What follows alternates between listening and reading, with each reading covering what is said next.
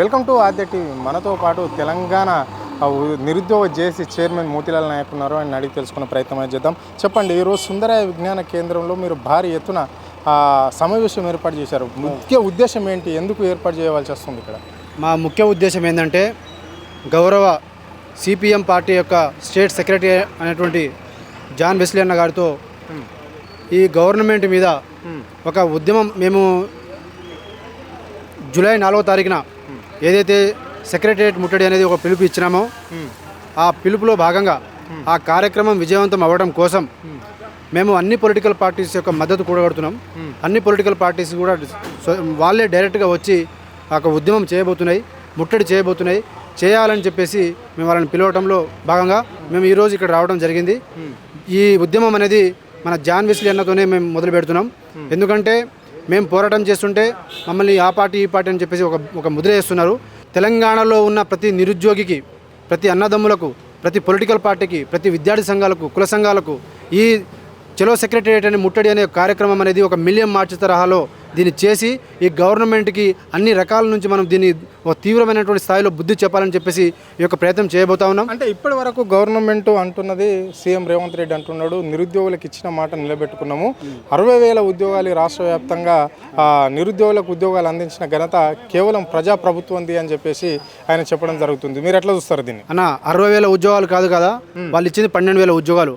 అసలు మేము ఈ సెక్రటరియట్ ముట్టడి అనేది ఎందుకు పెట్టుకున్నామంటే, జాబ్ క్యాలెండర్ అన్నాడు మోసం చేసిండు, మీరు ఎస్సీ వర్గీకరణ అన్నారు మోసం చేసినారు, మే ఫస్ట్ వీక్ అన్నారు మోసం చేసినారు, మేము మే 30 తారీఖున ఎవరి పొలిటికల్ పార్టీస్తో సంబంధం లేకుండా ధర్నా చేస్తే పెయిడ్ ఆర్టిస్ట్ అన్నారు. నువ్వు పెయిడ్ ఆర్టిస్ట్ అని చెప్పేసి మళ్ళీ ఇంకోసారి ధర్నా చేస్తే కూడా మళ్ళీ పెయిడ్ ఆర్టిస్ట్ అన్నావు, మళ్ళీ ఆ పార్టీ ఈ పార్టీ చేస్తున్నాను చెప్పేసి అంటున్నావు కదా.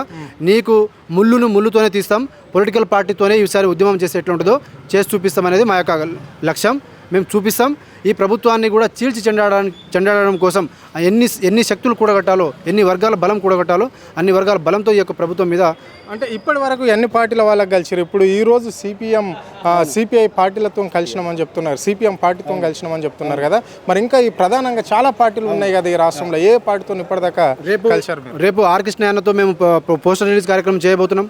వాళ్ళని కూడా ఉద్యమంలో ముట్టడికి రావాలని మేము పిలిపిస్తున్నాం. వాళ్ళు కూడా వస్తారని చెప్పేసి అన్నారు. ఇప్పుడు జాన్ వెస్లీ అన్న కూడా మాకు వస్తారని చెప్పేసి అన్నారు, వాళ్ళు కూడా వస్తున్నారు.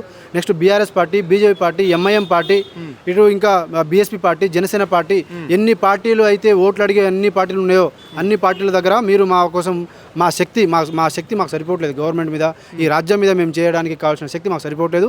అన్ని వర్గాల ప్రజల నుంచి తెలంగాణ వచ్చిందే ఈ ఉద్యమాల కోసం, ఈ ఉద్యోగాల కోసం, ఈ నిరుద్యోగుల కోసం. ఇప్పుడు మనందరం కూడా, మీరందరూ కూడా మా అందరికీ చేయి కలిపి, భుజం కలిపి ఈ ఉద్యమంలో పాల్గొని మా హక్కులను మేము సాధించుకునేలాగా మాకు అండగా నిలబడాలని మేము కోరుతున్నాం. ప్రధాన డిమాండ్ ఏంటి మీది? ఇప్పుడు నిరుద్యోగులకు సంబంధించి మీ డిమాండ్స్? మాకు నోటిఫికేషన్స్ వెంటనే విడుదల చేయాలి. దీక్షలు చేసినాం, ఆమర నిహార దీక్షలు చేసినాం, ధర్నాలు చేసినాం, ఇంకెన్ని చేస్తాం, ముట్టడిలు చేసినాం. ఈ ముట్టడి అనేది దేశ చరిత్రలోనే, రాష్ట్ర చరిత్రలోనే, ఈ తెలంగాణ రాష్ట్రం ఆవిర్భావమైనటువంటి తర్వాత ఈ 10 సంవత్సరాల తర్వాత వచ్చే ఈ ముట్టడి అనేది ఒక భారీ స్థాయిలో ఉండబోతుంది. రాష్ట్రంలో ఉన్న ప్రతి నిరుద్యోగి వస్తాడు. ఇది కనీవిని ఎరగని స్థాయిలో ఉంటుందని మేము ఈ సందర్భంగా తెలియజేస్తాం. ఇక్కడ ముఖ్యమంత్రి కూడా ఎడ్యుకేషన్ మినిస్టర్ మాత్రమే ఉన్నాడు. సో ఆయనకి ఎప్పుడైనా మెమరాండం ఇచ్చారా ఈ అంశాలపైన? మేము పీసీ చీఫ్ మహేష్ కుమార్ గౌడ్కి నేను ఇచ్చిన, పీసీ చీఫ్ మహేష్ కుమార్ గౌడ్ గారికి నేను ఇచ్చిన, అలాగే బీఎస్పీ పార్టీకి ఇచ్చినాం, ఇంకా మిగతా కేటీఆర్ గారికి వినతి పత్రం ఇచ్చినాం. ఇప్పుడు బీజేపీ మన కిషన్ రెడ్డి గారికి మనం వినతి పత్రం ఇచ్చినాం. ఇట్లా అందరికీ వినతి పత్రాలు ఇచ్చుకుంటూ వచ్చినాం. మేము మళ్ళీ ర్యాలీలు చేసినాం, ప్రెస్ మీట్లు పెట్టినాం. ఇంకెన్ని చేయాలి, ఇంకెంత చేయాలి మీరు చెప్పండి. మరి ఎట్లుంటుంది చివరిగా, ఏ విధంగా ఉండబోతుంది? మేము తాడో పేడో తేల్చుకుంటాం. ఉంటే ఉంటాం, పోతే పోతాం. ముక్కలు నరుకుంటారా అంటే నరుక్కోండి, మీరు ఏమైనా చేసుకోండి, చంపుకోండి, జైల్లో పెడతారా జైల్లో పెట్టండి, కానీ ఈ ముట్టడి మాత్రం చేసే తిరుగుతాం. ఇది తెలంగాణ చరిత్రలో, తెలంగాణ యొక్క హిస్టరీలోనే ఇది నిలిచిపోయే ముట్టడి అవుతుంది. ఎందుకంటే ఇది మా కడుపు కోతతో, కడుపు మంటతో మేము డైరెక్ట్గా రోడ్డు మీద రావట్లే. మేము 2 సార్లు ధర్నా చేసినాం, వినతి పత్రాలు ఇచ్చినాం, పోస్ట్ కార్డు మూవ్మెంట్ చేస్తున్నారు. అన్ని విధంగా, అన్ని రకాలుగా శాంతియుతంగా చేయాల్సిన ప్రయత్నాలు చేస్తున్నాం. ఇంకేం చేస్తామన్నా? Okay, right.